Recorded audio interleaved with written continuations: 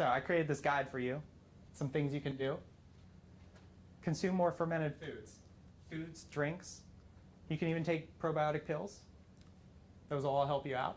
Eat more fruits and vegetables. Give your healthy bacteria all those, all those prebiotics, all those healthy fibers for them to digest and grow. Eat less sugar and grains. So we don't want to feed the bad bacteria in our body. Eat more whole foods and less refined foods for the same reason. Avoid chlorinated water. Pretty easy. Just prepare a day before. Get your pitcher of water in the fridge. And limit antibiotic exposure, both from your meats and your MDs. Any questions so far? So drinking beer and wine is a good thing. So chronically drinking alcohol will actually damage your gut microbiome as well. Small levels, say it's less than 5 drinks a week, didn't have any effect. But any more than that did. So I actually read a study. Out west, they have a facility where they help alcoholics get over alcoholism, and they tested their gut microbiome. This wasn't like a planted question either. So they tested the microbiome, and those that responded best to treatment had the best microbiome. And so those that couldn't get through rehab had the worst gut microbiome. And so what they started doing, they started supplementing probiotics into their program, and they got better results. Isn't that amazing?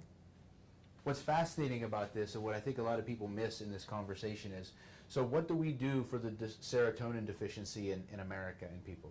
We give them what? Serotonin. We don't fix their gut. Are you with me? So we do this with every situation. So instead of healing the cause of the problem, we treat it with something else, right? So the child has a leaky gut. Things are getting through the gut that shouldn't. They're repeatedly getting sick, and we treat that with an antibiotic, which does what to the gut? More harm, right? So essentially, it's just a backward system, right? Look at something even like a vaccination reaction. You would say, why would one kid have a reaction and one not? We know from what Dr. Brown just told us that the microbiome could have everything to do with it. What if this child just had 3 doses of antibiotics right before they had a shot, and this child has never had a dose of antibiotics before they had a shot? Am I saying that's the only thing? I'm not saying it's the only thing. It's obviously a multifactorial problem, right? But you get the bigness of this. Because maybe that one child had a healthy microbiome that was able to eliminate the mercury, and one didn't have a healthy microbiome and couldn't eliminate the mercury, and essentially has neurological damage associated with that, right? So it's about putting the story together for you guys and understanding that there's something way bigger going on here than drinking kombucha. It's about healing your gut, which without a healthy gut, you can't have a healthy life. It's impossible.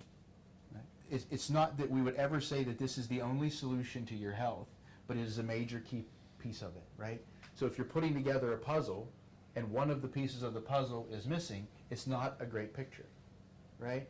If 10 of the pieces of the puzzle were missing, you might not be able to tell what it is. If one piece of the puzzle was missing, you might be able to tell what it is, but you still can't see what you want to see in that picture, right? So this is part of the puzzle of putting together what we want to put together, which is a healthy life, right? Because our health is the greatest asset we have here on earth, right? It is where we should be investing our time and energy. In a lot of the classes that I do, one of the questions I ask to start is I say, if our health is our greatest asset in life, and we can usually come to terms and say that, yeah, maybe somebody wants to argue with me that it's number 2 or number 3, whatever. It's one of the top 3 most important things in your life, right? So if how I looked at how you invest your time, your money, your resources, your thoughts, is it consistent with that? Or does it look like your health is an afterthought, right? And so all we're trying to be is intentional and purposeful, helping you put this puzzle together.